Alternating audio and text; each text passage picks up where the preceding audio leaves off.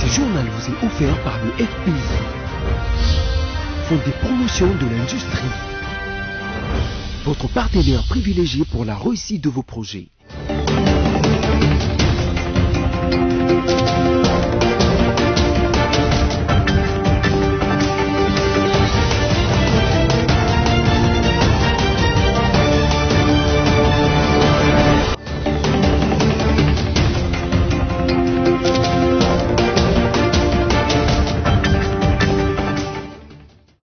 Mesdames, Messieurs, bienvenue à ce nouveau numéro du journal sur BSC TV. Voici tout de suite les sommaires.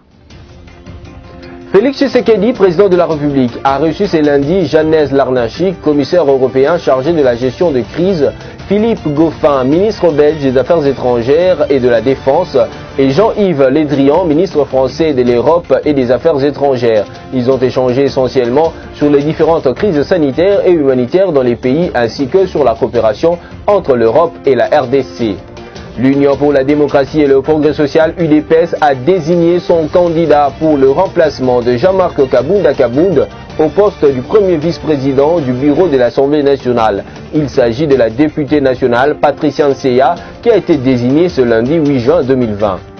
La société agro-industrielle et pharmaceutique Pharmakina vient de mettre sur le marché deux produits importants au niveau de la santé publique. Le premier, c'est l'injectable de quinine bichloridate pour lutter contre le paludisme grave ainsi que l'hydroxychloroquine. Encore une fois de plus, bienvenue à toutes et à tous dans la poursuite de la riposte contre la pandémie à Covid-19.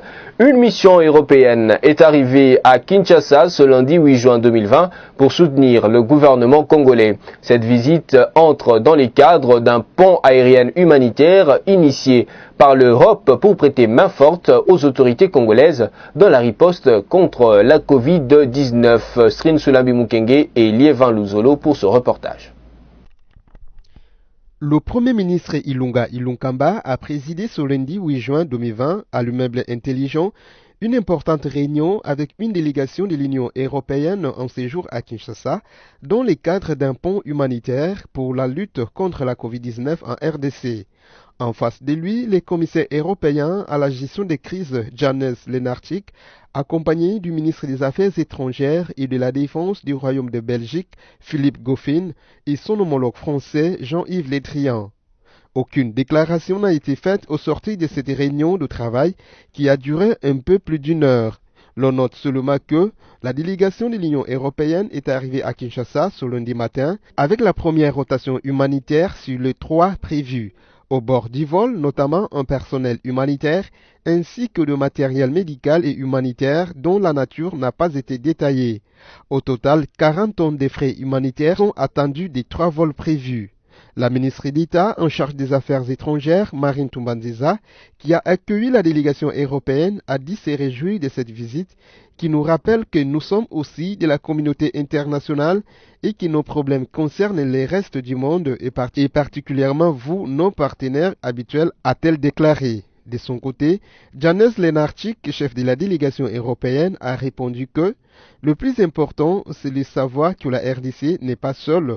Le pays a des amis, parmi lesquels l'Union européenne. Nous commémorons cette année la 60e anniversaire de nos relations diplomatiques et nous allons continuer. Il a ajouté que vaincre à terme le coronavirus signifie travailler de concert, en particulier avec les pays africains, qui sont nos principaux partenaires. Il est de notre intérêt commun d'œuvrer dans un esprit de solidarité. La délégation européenne a ensuite rencontré le chef de l'État, Félix Tshisekedi Tshilombo. Après Kinshasa, la mission de l'Union européenne d'une durée de 48 heures va se rendre à Goma. Et puis, le président de la République, Félix-Antoine Tshisekedi Tshilombo, peut désormais promulguer la loi portant autorisation de la prorogation de l'état d'urgence en RDC pour faire face à la pandémie de Covid-19. C'est la conséquence du vote par le Sénat le samedi 6 juin 2020 en seconde lecture du projet de loi quant à ce tel que l'avait proclamé l'ordonnance numéro 20/014 du 24 mars 2020. Sami Bossongo. Le projet de loi portant autorisation de la prorogation de l'état d'urgence sanitaire proclamé par l'ordonnance numéro 20/014 du 24 mars 2020 a été voté par le Sénat lors de sa plénière du samedi 6 juin en seconde lecture. Le président Félix Tshisekedi a alors la voie libre pour promulguer cette loi. L'on rappelle qu'un jour plus tôt, soit le vendredi 5 juin, l'Assemblée nationale avait autorisé une 4e prorogation de l'état d'urgence sanitaire pour les 15 prochains jours, partant de ce lundi 8 juin. Lors de la plénière consacrée à cette autorisation, les députés nationaux réunis en quorum réduit ont, outre le projet de loi, adopté toutes les mesures d'application de l'état d'urgence. Depuis qu'un tel projet est soumis à l'examen du Parlement, cette fois-là était la première où le gouvernement dépose non seulement le projet de loi, mais également toutes les mesures d'application de l'état d'urgence. C'est le ministre de Justice Célestin Tundaya Kassende qui l'a attesté, affirmant en outre que le gouvernement a ainsi agi conformément aux exigences du Parlement. Situation épidémiologique. En République démocratique du Congo, le pays totalise 4106 cas testés positifs, selon les derniers bulletins d'information de l'équipe de riposte du dimanche 7 juin 2020. 11 provinces sur 26 restent touchées par cette maladie. Liévin Luzolo nous explique. La République démocratique du Congo a enregistré 90 nouveaux cas de Covid-19 ce dimanche 7 juin 2020, rapporte le secrétariat technique de la riposte contre la pandémie. Ainsi, les cumuls des cas s'élèvent désormais à 4106 cas depuis le début de la pandémie. 3 personnes ont perdu la vie ce dimanche contre 0 cas de guérison. Au total, le pays a enregistré 88 décès et 537 personnes ont été guéries. 11 provinces sont touchées et Kinshasa reste en tête avec 3715 cas, suivi du Congo central qui compte 212, Sud Kivu 84 cas, Nord Kivu 53 et les Haut-Katanga 33 cas. Les Ituri, les Kwilu et les Kwango se partagent 2 cas. Les Haut-Lomami, la Chopo et l'Équateur comptent un seul cas. Toujours en santé, et tel que je vous l'ai annoncé au sommaire, la société agro-industrielle et pharmaceutique Pharmakina vient de mettre sur le marché depuis le 5 juin dernier 2 produits importants au niveau de la santé publique. Le premier, c'est l'injectable de quinine bichloridate pour la lutte contre le paludisme grave. Le deuxième produit est l'hydroxychloroquine, une molécule active qui permet de réduire la létalité de la maladie à Covid-19. Ce reportage est de nos confrères depuis Bukavu dans les Sud Kivu.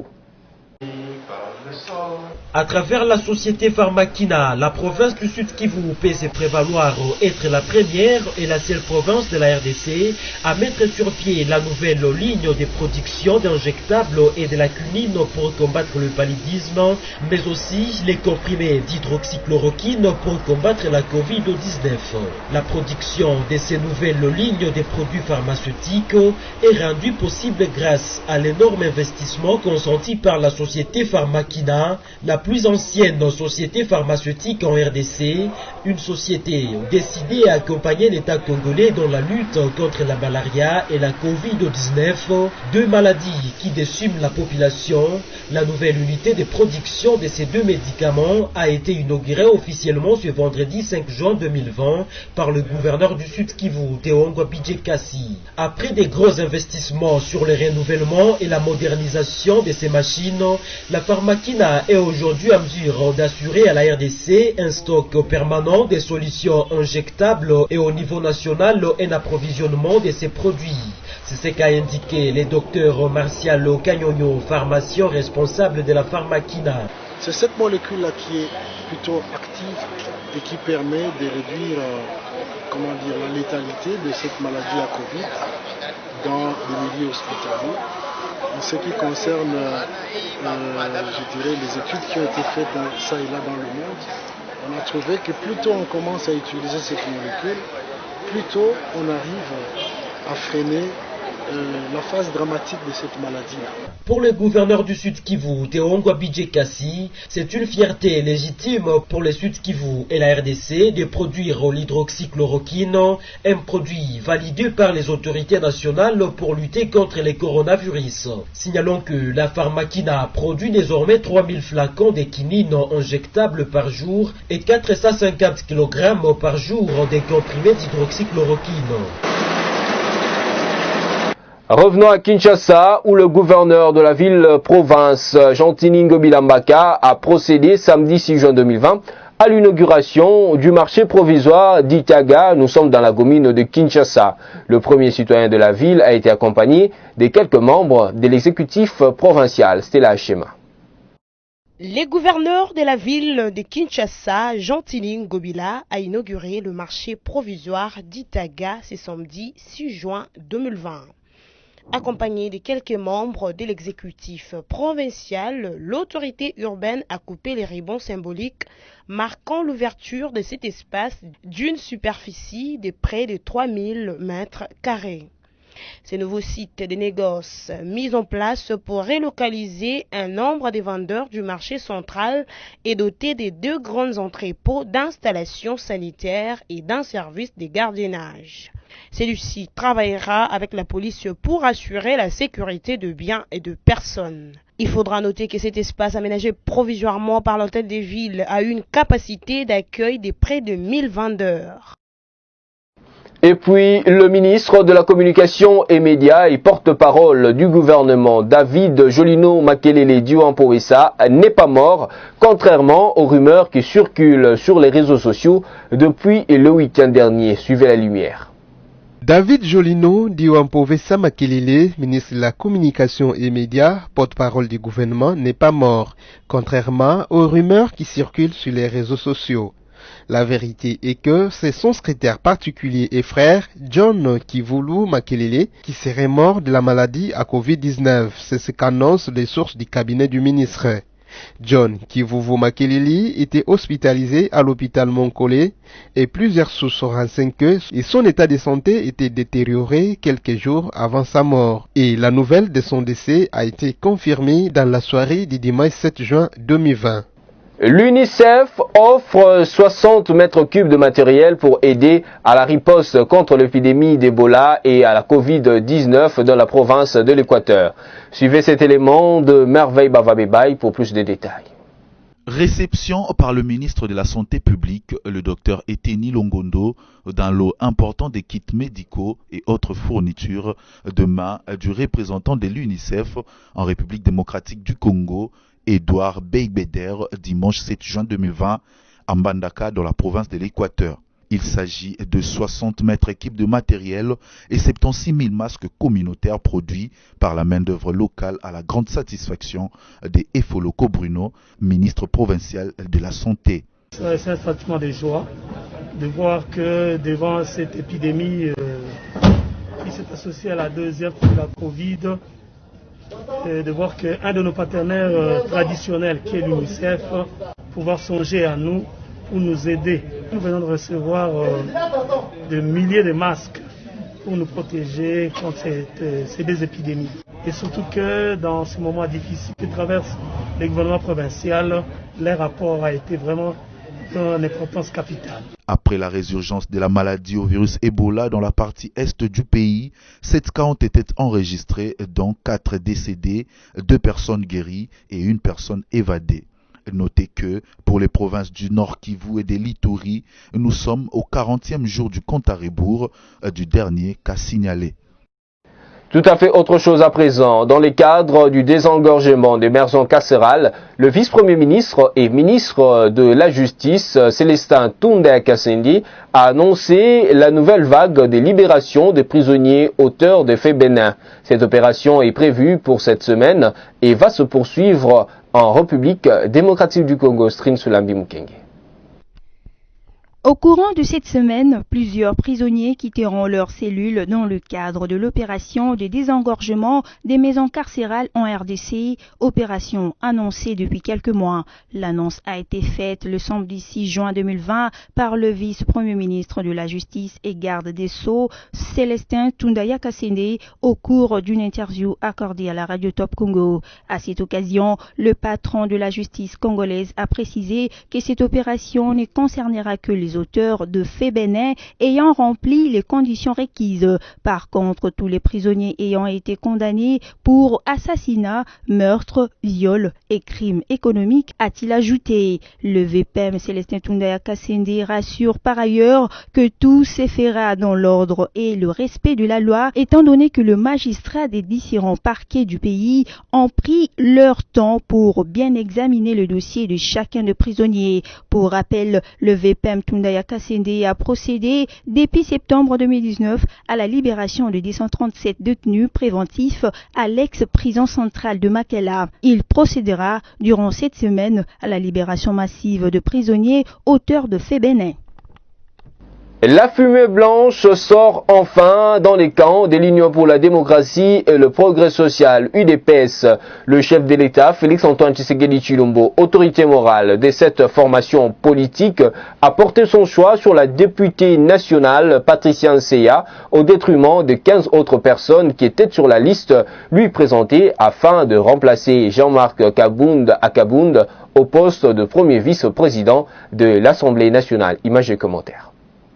Le président de la République, Félix Tshisekedi, vient d'arrêter tout bruit qui circulait sur la prochaine candidature de l'UDPS pour remplacer Jean-Marc Kabound au poste de la première vice-présidence de l'Assemblée nationale.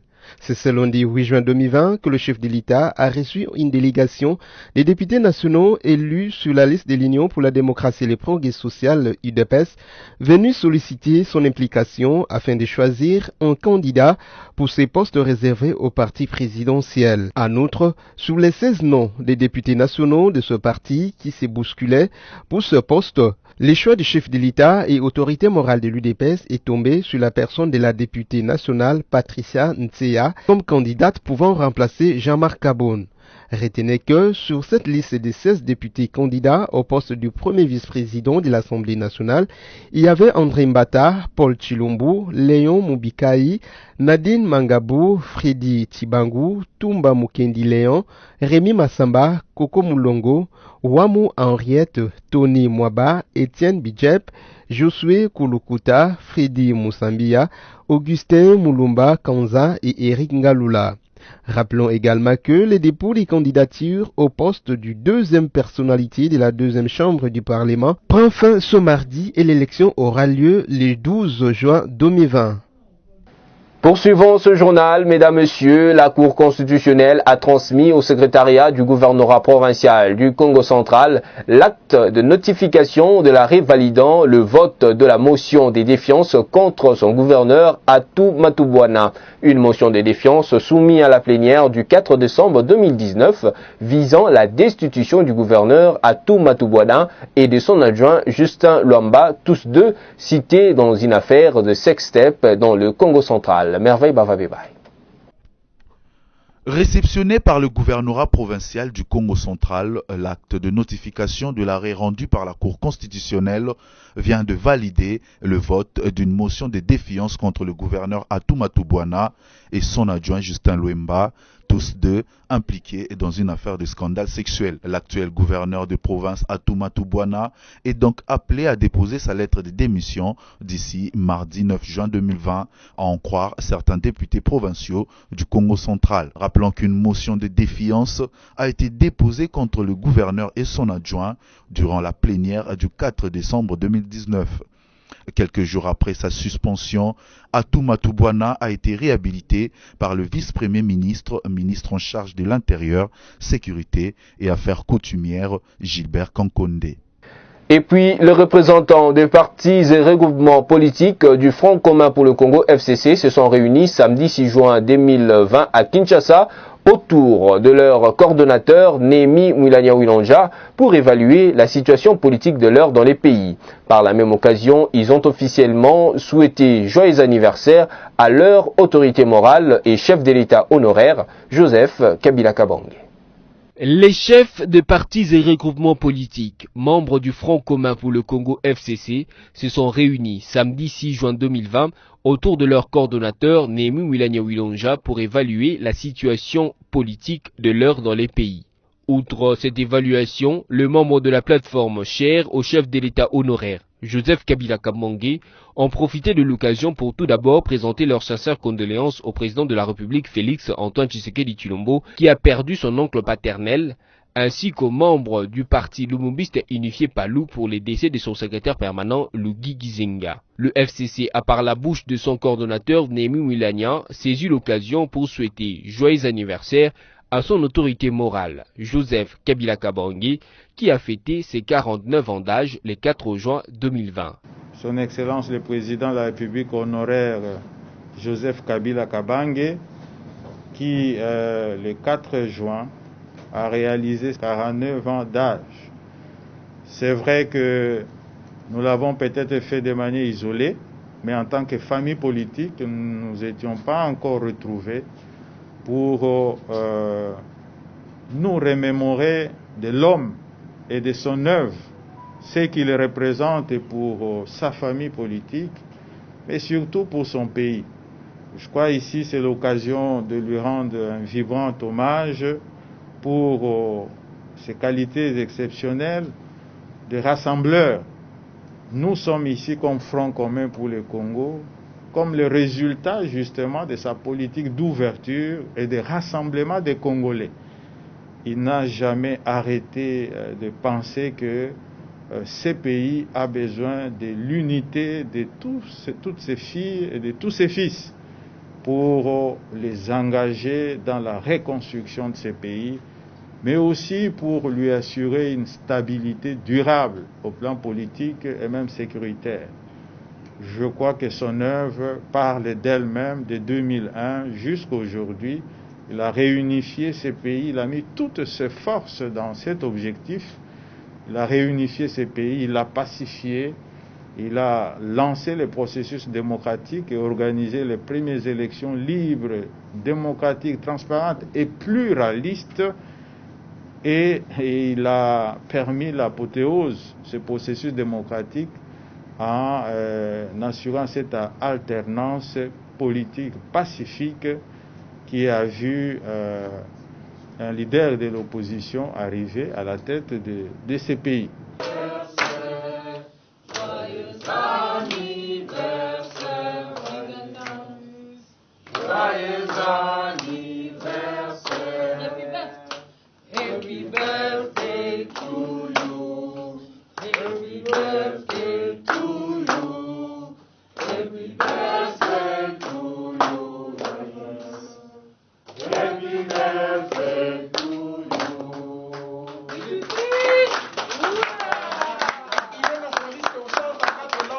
En dehors du coordonnateur de la plateforme, les représentants des partis et regroupements politiques ont également partagé la joie de Joseph Kabila à l'occasion de l'anniversaire de sa naissance. Notez que le FCC est une plateforme qui, depuis sa création, œuvre pour la protection des intérêts du peuple congolais, plus face aux prédateurs étrangers. Dans la province du Lualaba, le gouverneur de cette province, Richard Muyej-Manguez-Mans, a lancé vendredi 5 juin 2020 sur toute l'étendue de la province la récolte agricole, une opération qui entre dans les cadres de la saison culturelle 2019-2020. Les détails sont dans ce reportage signé Alice Kabangou. Le gouverneur de la province de Lualaba, Richard Muyej-Manguez, a officiellement lancé le vendredi 5 juin 2020 la récolte de maïs sur environ 3000 hectares dans le cadre de la saison culturelle 2019-2020 à la ferme Morikita Nkondo Sud dans le territoire de Lubudi à plus ou moins 70 km de Kolwezi. Selon le chef de l'exécutif provincial, plus de 18 000 tonnes de maïs sont attendues à l'issue de cette récolte. Il affirme que ce projet agricole vient concrétiser sa vision de diversifier les ressources économiques de sa province, VTR. Richard Mouyez Manguez a fait savoir que l'objectif est de voir, d'ici 4 ans, chacun des 5 territoires de Lualaba cultiver 5 000 hectares de maïs. Rappelons que la campagne agricole 2019-2020 avait été lancée le 1er octobre 2019 par le gouverneur Richard Mouyez Manguez.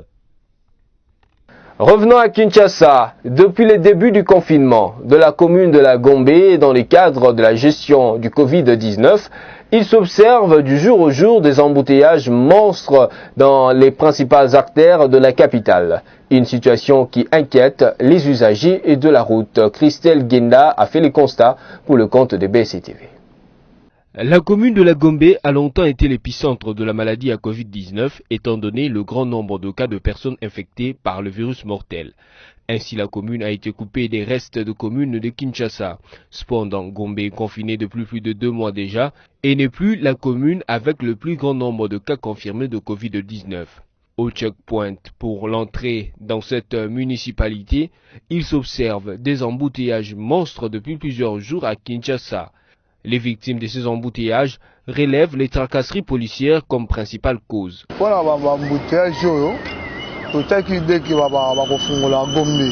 Mais jusque-là, Gombe, sur les bases à Gombe, mais tandis que la barrière, la barrière, là, on saute mouton les arbres, et puis ça embouteille à ma casse fort. Et puis ça embouteille à ma casse. Aussi, vraiment, le gouvernement a biso, la cause, la biso, la biso, na nini, pour poster na bakamla na Gombe na, tu vois, fondation na Gombe, on va bouteille, je pense que c'est très kabibale. Takasere les qui ma casse, à te terminer en galère, mais ma position doit quoi mbouiller batou. Donc on habite oui, monter contre la Gombe, c'est aussi gouvernement. Mais la position comment on a besoin, tu n'as qu'à t'engager ma. On a besoin de cause vraiment sur ce de sujet, elles ont été que oui, batamoto, batamoto, donc c'est un gouvernement qui appelle ça ordre, appelle ça ordre pour monter contre la Gombe, c'est aussi. Mais après n'a plus la position pour ma toy, après n'a plus la position pour ma toy que oui, baya pour déranger, pour mieux faire engager ma petite. Autant de raisons pour que les autorités compétentes puissent déconfiner cette municipalité qui est le centre non seulement des affaires, mais aussi des institutions du pays. Parlons toujours de Kinshasa. Le gouverneur de cette ville, Gentini Ngobila-Mbaka, a lancé le week-end dernier les travaux de réhabilitation de l'avenue Dima dans la commune de Kinshasa. Cette avenue traverse les marchés Zikida en reliant les avenues Kassavubu et Bokassa. Suivez ce reportage réalisé par Espérance Louvounou et Générose Essengo. La réhabilitation de l'avenue Dima dans la commune de Kinshasa où est situé le marché Sombazikida a débuté ce lundi 8 juin 2020. Ce travaux était lancé dimanche 7 juin par le gouverneur de la ville-province de Kinshasa, Gentini Ngobila-Mbaka. Ces travaux de réhabilitation sont réalisés notamment grâce à l'appui financier du millionnaire Abed-Achour, un partenaire de l'hôtel de ville et le patron de la Sokine. La population a exprimé sa joie de voir cette artère être enfin réhabilitée. Bon, on appelle ça merci na bango na o basali, hein, ba continuer au sala ngukaka. Abed-Achour za nzema ba télé rebelé. Ina mona ba limbalim. C'est quand même merci au basali. Na poste musu na pe commune musu ba santé pour ça ba tonga biso ta wenzi na biso pe ba tonga tongama eza ndemo marché liberté eza ndemo ba wenzi musu eza le oyo ezala ki boucher alors siko ndenge siko to fungoli banzela to sala nanu ba kanivoni so ce que sili de to bandi siko makada comme ça mai ekotela manusute parce que banda tipuka mai ne se muta kuna e yaketonda ka a alors moi bien cette avenue relie les avenues Bokassa et Kassavubu. Elle est la route principale qui conduit au marché Zikida. Elle a une longueur de 700 mètres avec une largeur de 7,8 mètres. La société Sokine, lui, a choisi d'accompagner le gouvernement provincial de Kinshasa dans son programme d'assainissement. La durée de travaux n'est pas encore connue jusqu'ici. Les bosso, biso bazo nettoyer ba carnivore, nandenge nzela zalaki moi cadavre ou bien nini sikoyo biso babandi na carnivore pona mai aleka facilement si manango ingénieur akobongisa nzela nyoso.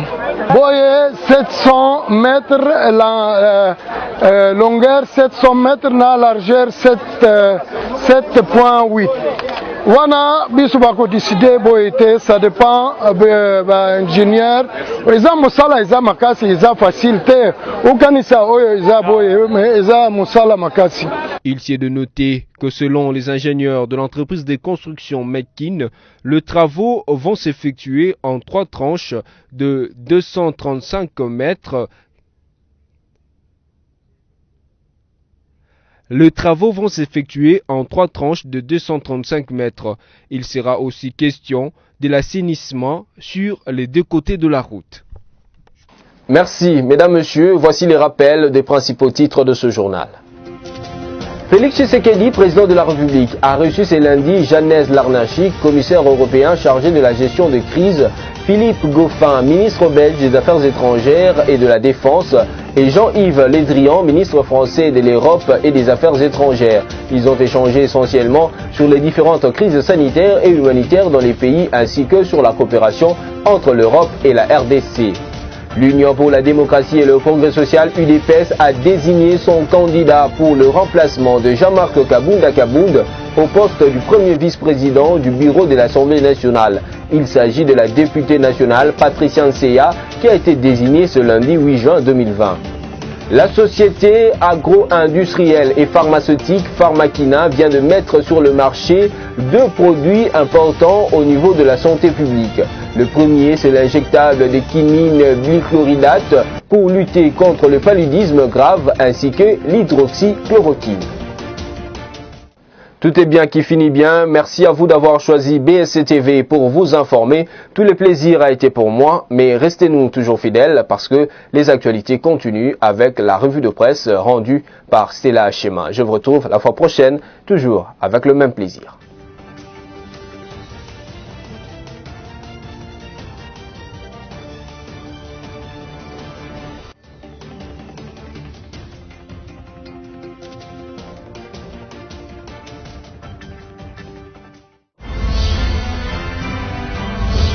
Ce journal vous a été offert par le FPI, Fonds des promotions de l'industrie, votre partenaire privilégié pour la réussite de vos projets.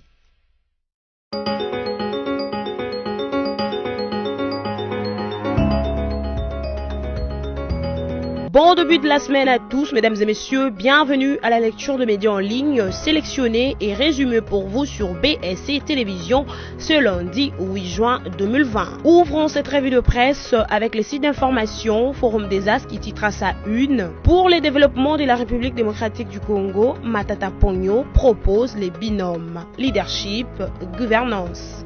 Ce n'est ni à la Banque mondiale, encore moins au Fonds monétaire international qu'on peut importer un leadership fort.